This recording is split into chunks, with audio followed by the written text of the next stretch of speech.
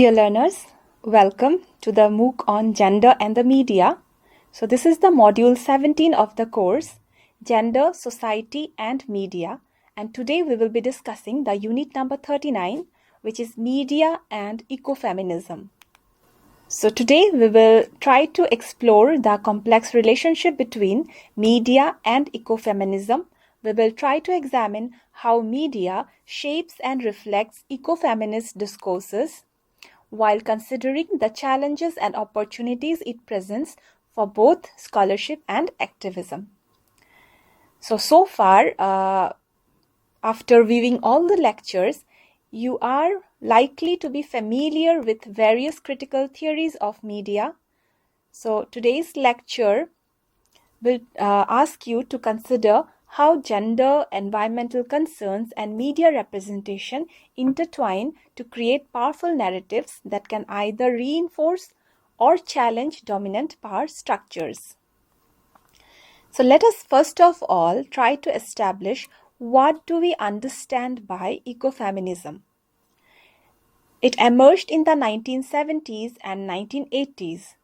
Ecofeminism identifies parallels between the oppression of women and the exploitation of nature.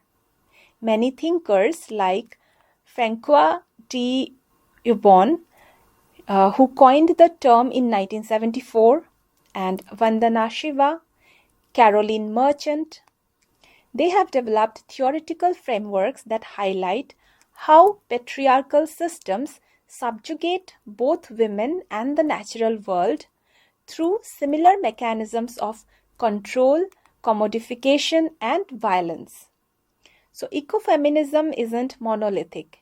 It encompasses various perspectives, from spiritual ecofeminism that celebrates women's supposed special connection to nature, to social ecofeminism that focuses on systematic critiques of capitalism, colonialism, and patriarchy.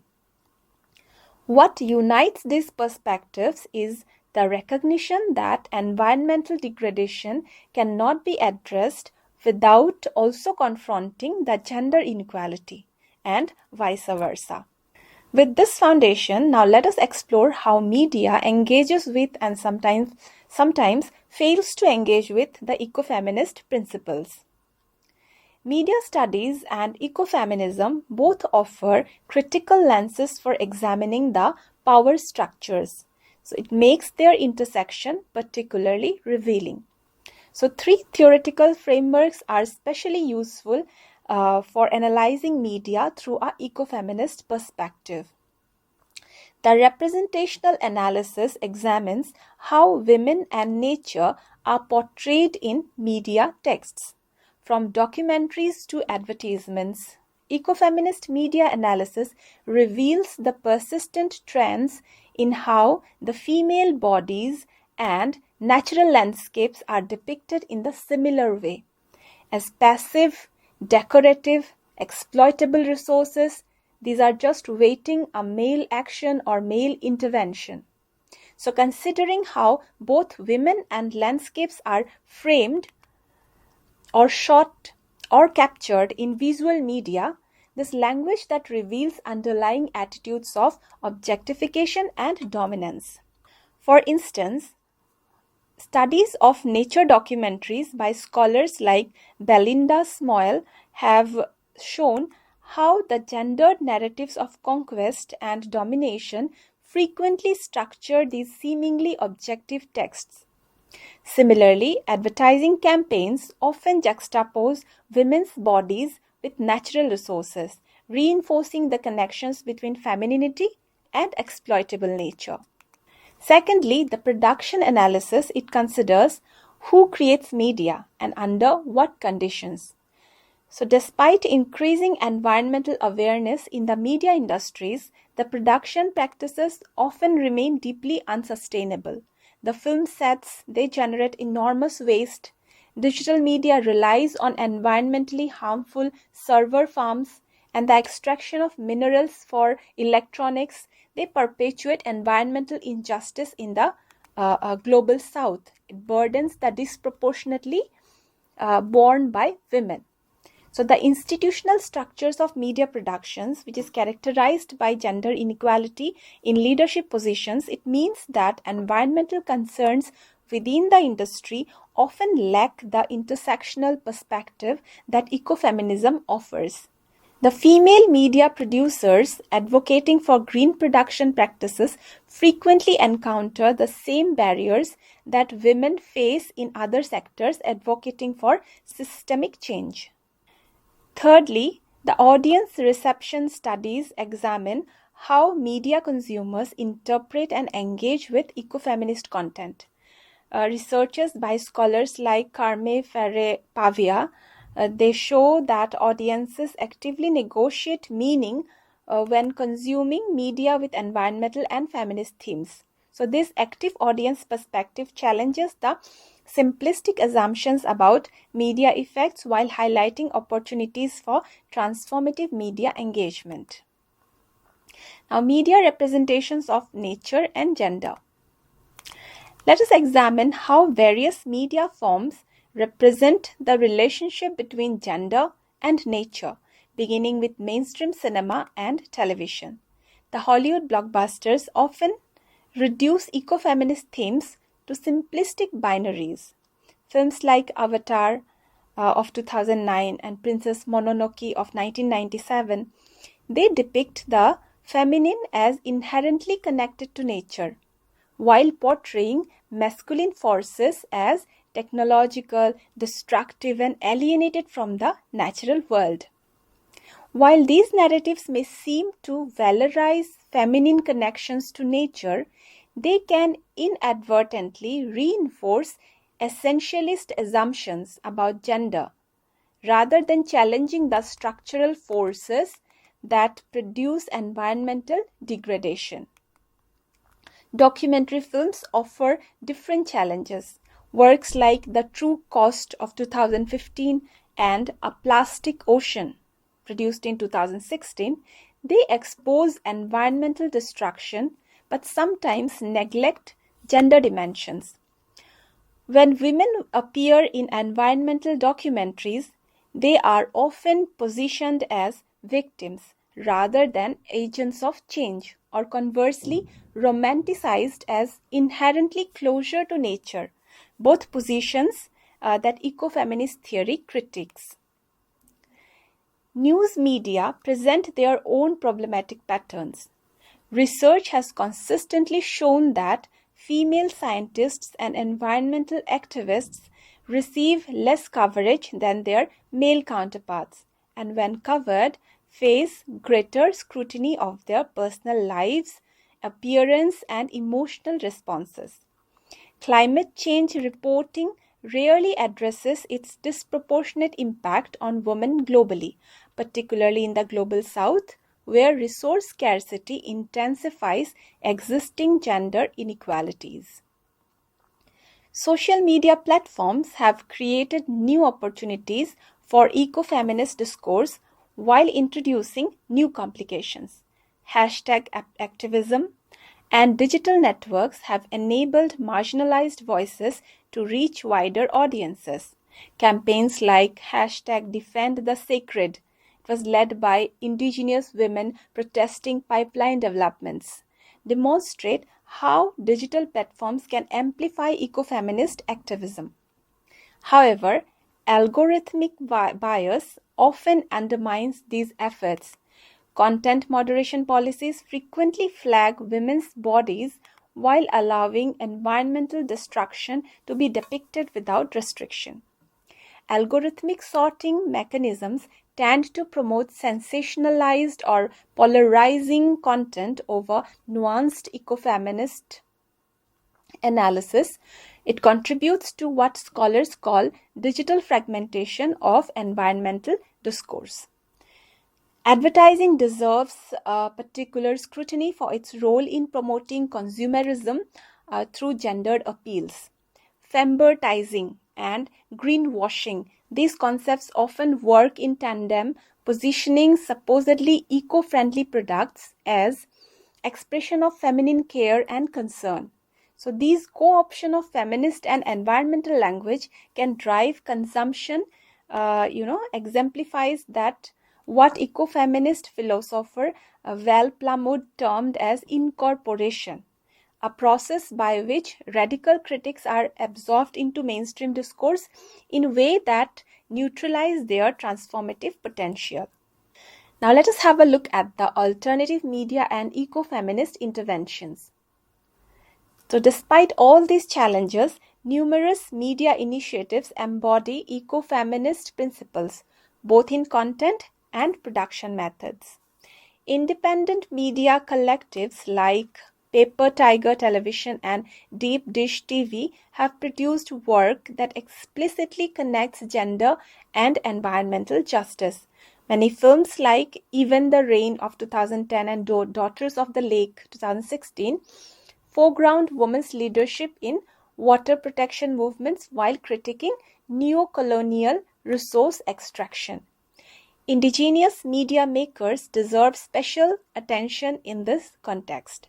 Projects like the Indigenous Women's Media Network center voices that have historically been marginalized in both environmental and feminist discourse.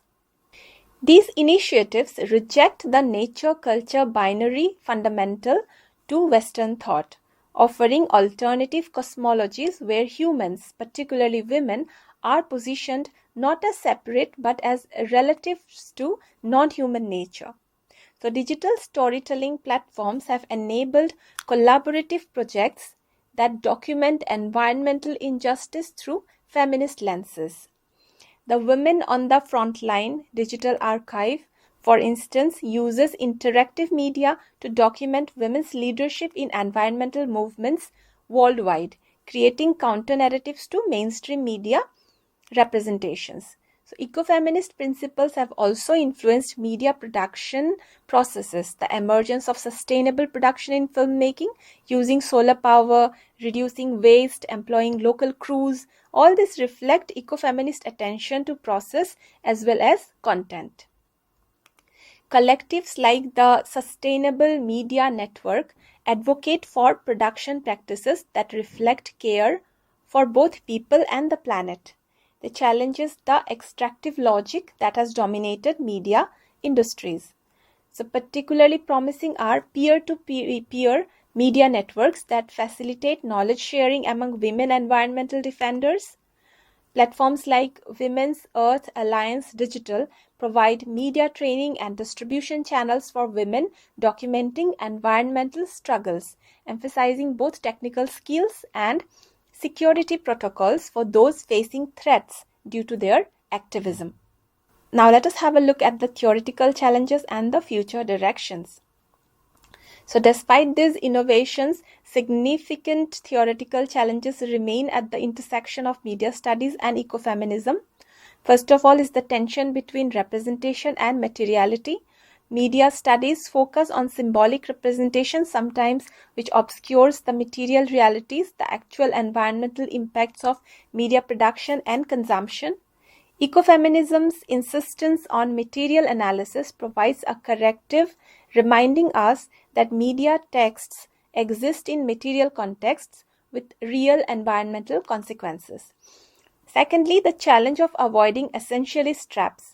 Some media narratives uncritically celebrate a supposed natural connection between women and the environment. So inadvertently reinforcing the biological determinism rather than analyzing how gender is socially constructed in relation to nature. So sophisticated ecofeminist media analysis must navigate between acknowledging women's specific environmental experiences without essentializing these connections. Third is the persistent problem of inclusivity. Ecofeminist media often centers white Western subjects, the privileged subjects, despite ecofeminism's theoretical commitment to intersectionality. Media analysis must actively engage with how race, class, sexuality, ability, and geographical location shape the environmental experiences. The acceleration of digital media consumption and its environmental footprint is another challenge. The streaming services, cloud storage, and cryptocurrency, they all generate significant carbon emissions. It is the hidden materiality of the supposedly ethereal digital technologies. An ecofeminist approach to media must contend with this material impact while recognizing the digital divide that affects who can participate in these platforms. So, looking to the future, we have several promising research directions, such as exploring how emerging technologies like virtual reality might create embodied environmental experiences that challenge the human nature dualisms, to analyze how algorithmic governance affects environmental discourse, particularly for the marginalized communities, the developing feminist methodologies for assessing the environmental impact of media production and consumption, and to investigate how the platform capitalism shapes environmental communication, particularly regarding gender. I think the entire concept of ecofeminism remains untouched if we don't talk about the Chipko movement of India. The Chipko movement stands as a significant environmental initiative that exemplifies ecofeminism in action. It was propelled by the effective use of folk media. In 1973, when the government authorized the cutting of ash trees in Reni village in the upper Alakananda valley, a group of women, which was led by a widow named Gauri Devi, they protected the trees by embracing them, by hugging them, and it forced the contractors from Siemens Sports Company to retreat. So, while superficially appearing as a typical environmental protest, a deeper examination would reveal that the Chipko movement as an eco-feminist initiative amplified through the use of folk media. And the women in the upper Alakananda valley depended heavily on forests for cooking material, shelter, wild fruits and vegetables. So traditionally confined to the household duties rather than outside employment, these women faced domination from their male family members, a system which is endorsed by other female relatives. So when tree cutting was authorized in Reni and Mandal villages, the male community members supported the government's decision.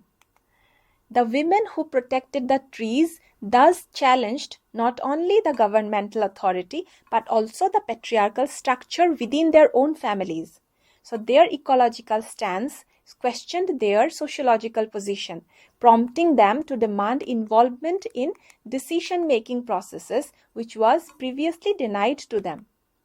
So it demands staunchly opposed by men, intent on maintaining the status quo. So women primarily drove the Chipko movement because they faced the greatest consequence from environmental degradation.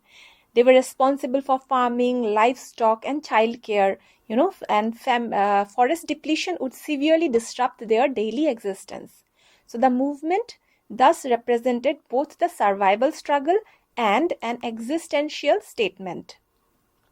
So folk media significantly advanced this cause. Movement organizers enlisted folk artists to compose and perform songs mobilizing public support. So Garhwali folk songs became crucial for spreading the movement's message. So many artists like Dhoom Singh Negi and Narendra Singh Negi, they actively participated, while Bajgi's musicians, they played, dholaks and helped in disseminating the leaders' messages. Narendra Singh Negi emerged as Garhwal's most prominent folk singer. He used his compositions to express the hardships of Upper Alakananda Valley residents and Uttarakhand citizens broadly. He contributed to multiple causes, including anti-liquor and anti-Tehri Dam movements. His songs captured local frustrations regarding forest depletion, inadequate basic services, and limited employment opportunities. His various compositions, such as Dalana Kata, it depicted the forests and valleys' deterioration. Women recited these folk songs to raise awareness within and beyond their villages. Folk compositions created during and after the movement included powerful statements like, "We have risen, thieves shall not have their way, this is our home and our forest, and we shall not listen to others. And this is our land, our water, our forest that our forefathers have planted. So we have to protect them. So these all messages were spread through these folk songs. The Chipko movement provided crucial recognition to Garhwal women, particularly in the upper Alakananda Valley, while demonstrating folk media's effectiveness in raising awareness and mobilizing communities around social causes or social issues. So now I would like to emphasize that the intersection of media studies and ecofeminism offer not just analytical tools but pathways towards more just and sustainable media practices. So by recognizing these connections between gender oppression and environmental degradation, we can develop media literacy and questions which are dominant narratives, while imagining alternatives. So I would like to recommend few of the research works for your further exploration, so that you may refer back to this work after going through this particular lecture. You may refer to works by Noel Sturgeon, Giovanna Di Ciro, and Stacy Alaimo. So they have specifically addressed media representations through ecofeminist lenses. You may also refer to a journal named Environmental Communication, which would help you in making further studies in this particular area. So thank you for your attention, and we shall meet again in the next lecture. Thank you.